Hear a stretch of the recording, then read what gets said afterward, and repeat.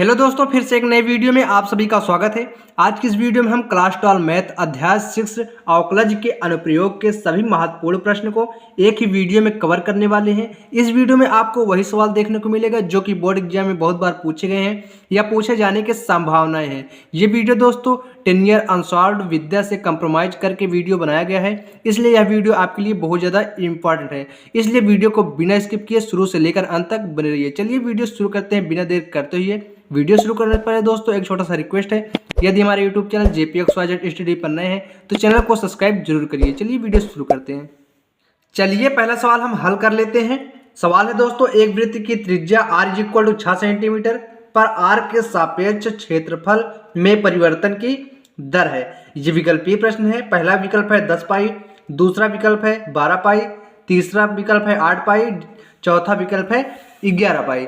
चलिए हम इसे हल करके अब देख लेते हैं। माना वृत्त का क्षेत्रफल a तथा त्रिज्या r है, तो वृत्त का क्षेत्रफल का सूत्र होता है दोस्तों πr² और क्षेत्रफल को a से प्रदर्शित करते हैं। अब दोस्तों इसे r के सापेक्ष अवकलन कर देंगे। a का अवकलन हो जाएगा dA/dr हो जाएगा, क्योंकि दोस्तों r के सापेक्ष अवकलन किए हैं तो यहाँ पर dr हो जाएगा। = इसका अवकलन हो जाएगा 2πr, क्योंकि दोस्तों r बाहर आ जाएगा। दोस्तों r² का अवकलन हो जाएगा 2r, तो यहाँ पर वही किया गया है। इस तरह दोस्तों r = 6 पर देख लेंगे, जहां पर r मिलेगा वहां पर हमें 6 रख देना है। अब dA/dr = 2π और यहाँ r के स्थान पे 6 रख देंगे। इस तरह से दोस्तों इसे गुणा कर देंगे, इस तरह से 12π आ जाएगा। इस तरह से दोस्तों इसमें विकल्प नंबर बी सही है, अतः विकल्प बी नंबर सही है। चलिए अगला सवाल हम देख लेते हैं। 2 नंबर सवाल हो जाएगा दोस्तों, fx = x³ - 24x² + kx - 8। अब दोस्तों x = 2 पर उच्चिष्ट है तो k का मान ज्ञात कीजिए। इसमें दोस्तों k का मान हमें ज्ञात करना है। चलिए हम इजीली तरीके से इसे ज्ञात कर लेते हैं। fx = x³ - 24x² + kx - 8 जो कि यहाँ पर है वही उतार लिया गया है। अब दोस्तों इसे x के सापेक्ष अवकलन कर देंगे, तो यहाँ पर अवकलन हो जाएगा दोस्तों fx = ये फेस पर आ जाएगा, सामने आ जाएगा और घात में 1 घट जाएगा तो 3x² हो जाएगा। इसका दोस्तों ये सामने आएगा, इसमें 24 दूनी 48 हो जाएगा। अब 2 से 1 घटा देंगे, यहाँ पर घात में 1 ही बचेगा और इस तरह दोस्तों इसका 1 हो जाएगा, इसका 0 हो जाएगा। वही अवकलन किया गया है। अब दोस्तों यहाँ पर डबल डैश है, इसका मतलब यहाँ पर अवकलन दोबारा किया गया, पुनः किया गया है। अब दोस्तों f(x) = 6x - 48 हो जाएगा।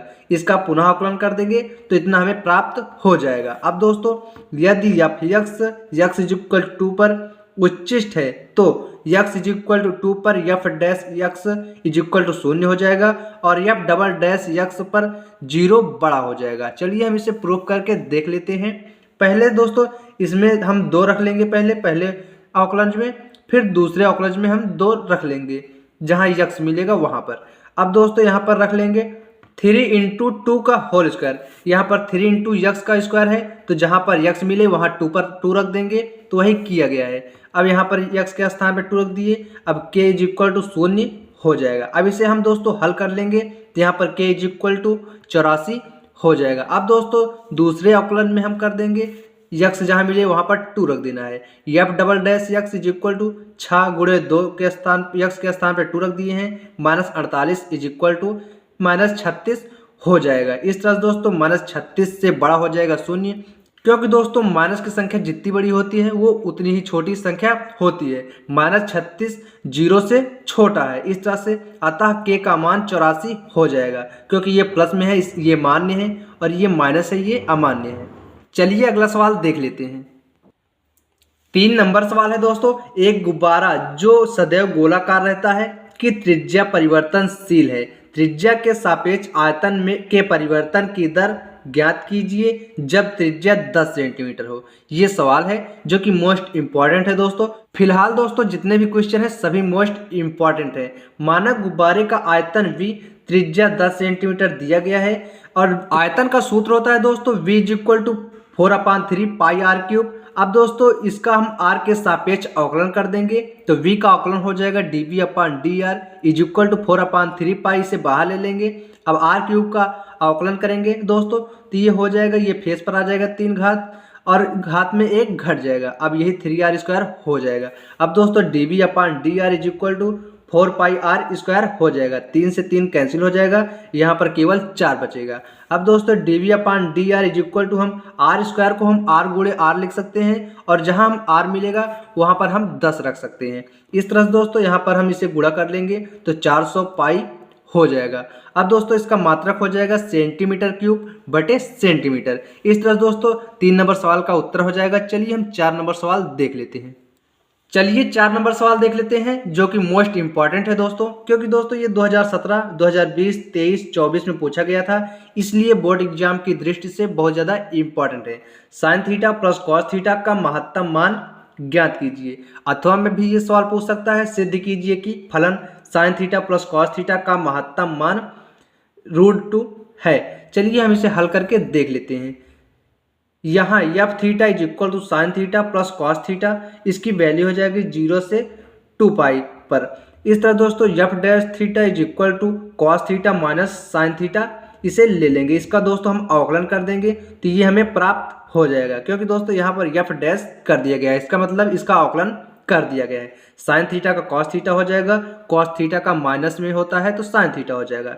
इस तरह से दोस्तों F dash theta is equal to 0 हो जाएगा या cos theta minus sine theta is equal to 0 हो जाएगा, क्योंकि दोस्तों इसके बराबर इतना है तो इसके बराबर इतना 0 भी है, इसके बराबर 0 हो जाएगा। अब tan theta is equal to 1 हो जाएगा।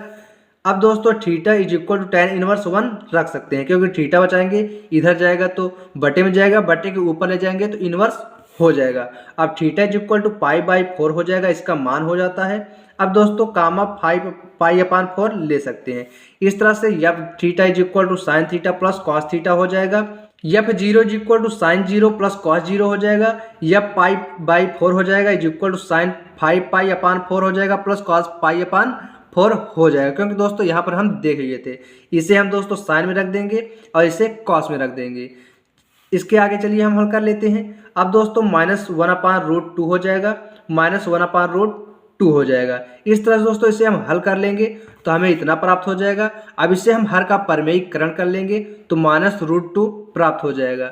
इस तरह से दोस्तों यहाँ पर हो जाएगा F 2π is equal to sine 2π minus cos 2π is equal to 1 हो जाएगा। अतः उच्च मान इज इक्वल टू √2 हो जाएगा। इस तरह से दोस्तों यह सवाल सिद्ध हो जाएगा, यही उत्तर हो जाएगा। चलिए 5 नंबर सवाल हम देख लेते हैं। दोस्तों 5 नंबर सवाल हो जाएगा log x अपान x का उच्चिष्ट मान ज्ञात कीजिए यदि 0 से बड़ा है x से बड़ा है infinite Anant.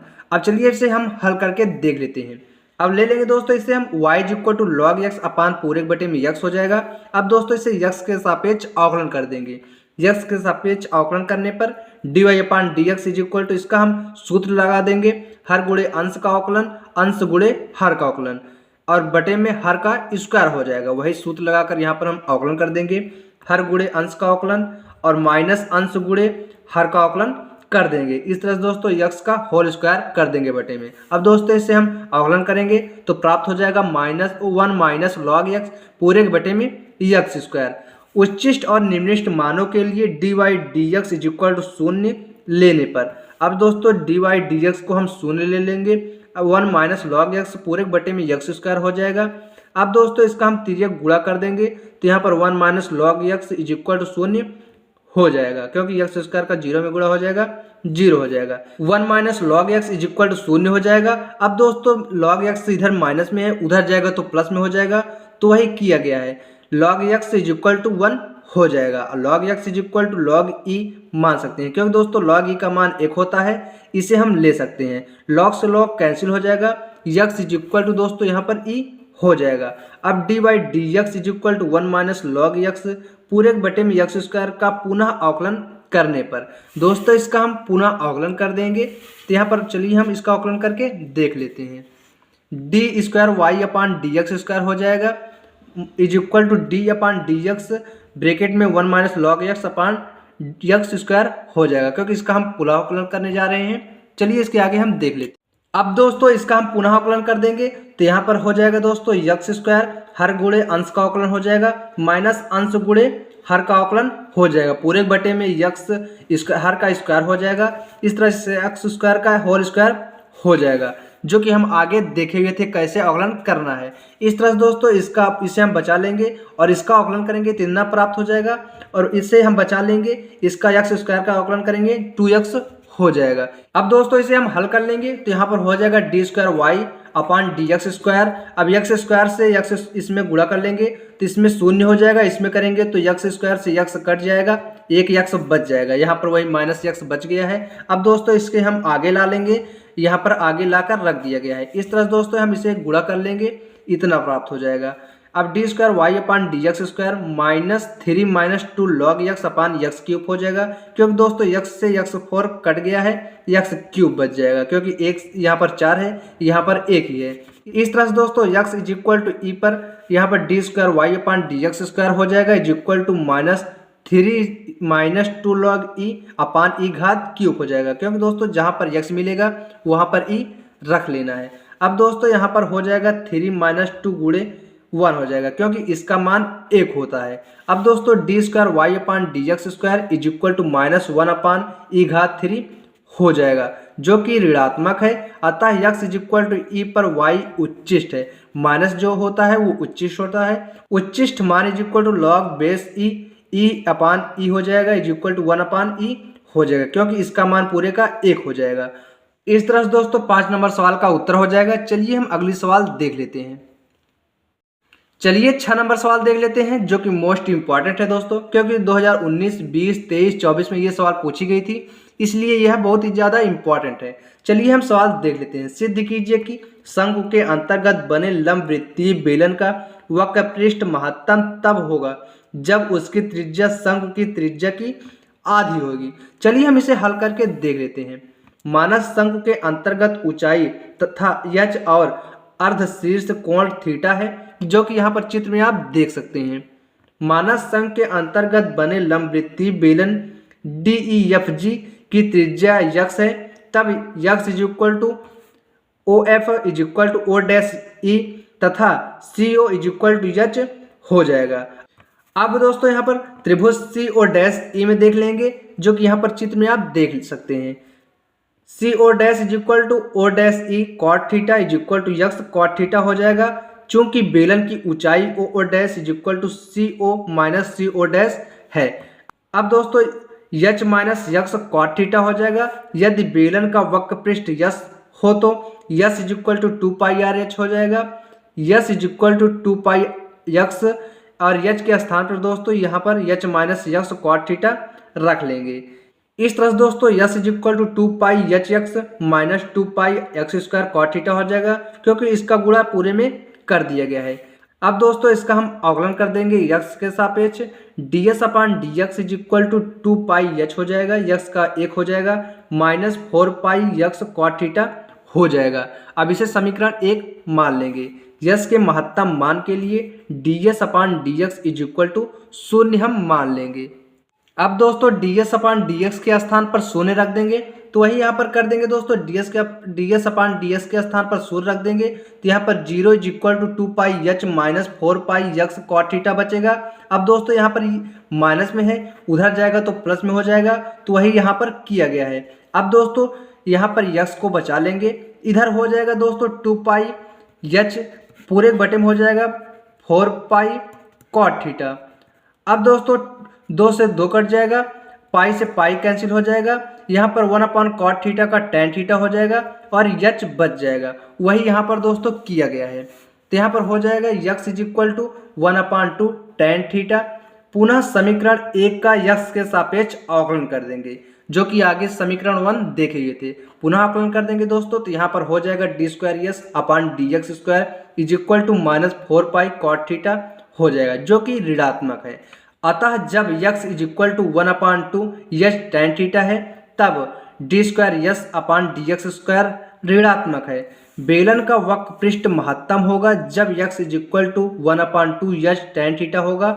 x is equal to 1 upon 2 into OB, चूँकि त्रिभुज BOC में OB is equal to OC tan theta is equal to H tan theta होगा, जो कि यहाँ पर आप चित्र में देख सकते हैं। अर्थात बेलन की त्रिज्या इज इक्वल टू 1 अपान 2 शंकु की त्रिज्या होगी, जो कि यही सिद्ध करना था। अतः यह सवाल हमारी सिद्ध हो जाएगी। चलिए हम अगला सवाल हम देख लेते हैं। चलिए 7 नंबर सवाल देख लेते हैं। सवाल है दोस्तों, दो संख्याएं ज्ञात कीजिए जिनका योगफल 6 है तथा उनके घनों का योगफल निम्नलिखित है। चलिए इसका हल देख लेते हैं। माना एक संख्या x है, दूसरी संख्या is equal to 6 minus x है, जो कि हम माने हुए हैं।